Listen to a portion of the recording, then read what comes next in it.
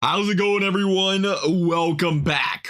Hopefully everyone is having a lovely day. So the New England Patriots just recently released running back, former Jacksonville Jaguar, James Robinson. Now the Patriots not too long ago inked this guy to a 2-year, $4 million contract. And now, not even before the season starts, not even before preseason, this team's like, we're not going to give him a chance. What the reason is there injury concerns? Is it the running back room? And the Patriots do have a deep running back room, and they always have, tough roster to make. Is it that? Does Bill Belichick not see the value in this guy? What's the reason? We don't know.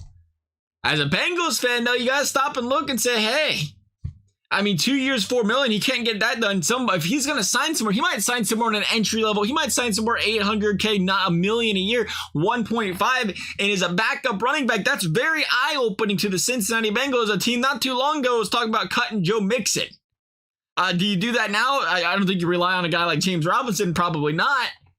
But, it's an interesting dilemma for the Bengals, because obviously if you brought in Robinson, that's what you're thinking. You're worried about that. You don't want to push Brown down the pecking order. I don't think here. I think you want to get him playing. But it's just what's interesting with James Robinson. He came in as a rookie. Came in as a sophomore, 4.7 yards per carry. He was great. He was a really good running back his first 2 seasons. Then the Achilles tear happens. Then you bring in Travis Etienne. This is all in 1 season. Following the Achilles tear, we should say. And it's just it felt like Jacksonville just gave up on this guy, and they gave up on him very quickly. But this past season, he did see a very big decline in his production. This is a guy that was, again, like I said, 4.5, 4.9, 4.7 yards per carry. He's down below 4. You look at, you're really digging into the numbers. What's really concerning to me is you look at this guy's breakdown quarter by quarter by quarter. He is really good in the first, a little worse in the second, a little worse than that in the third, and then the fourth. It was a gradual decline every single quarter. Fourth quarter, he's averaging 2.9 yards per carry. And inside the 10 carries 2 yards. So, 0.2 yards per carry, not the greatest. 1 touchdown. That wasn't always James Robinson, though. The guy the first 2 seasons was really good in the shortened distances. Well, solid. We shouldn't say really good, but he was solid. He had 60 targets, 47. He was receiving balls through the air. And it all seems to have fallen down on this guy last season. And we're going to keep on this guy. He's 24 years old still. But again, you're getting cut by the Patriots in the offseason. You wonder, is the injury that big of a concern still? What are we missing? Is it, stuff like that lingers on other players more than others, where they just can't come back from it.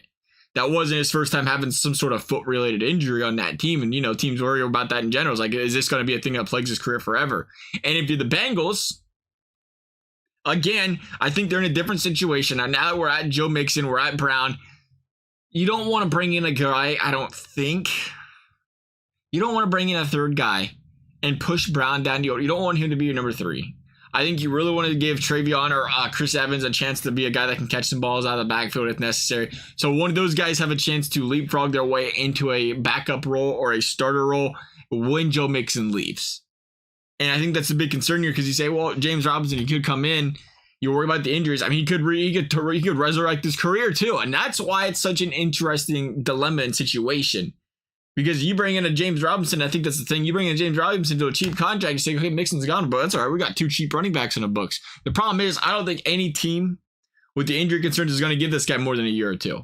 And if the Bengals are to do something, they'd say, we'll give you a year. And if he does resurrect his career per se, he's going to get, $5 million, $10 million somewhere else, especially playing for the Bengals and having a good season. In that case, all you did was bury your other running backs for a year.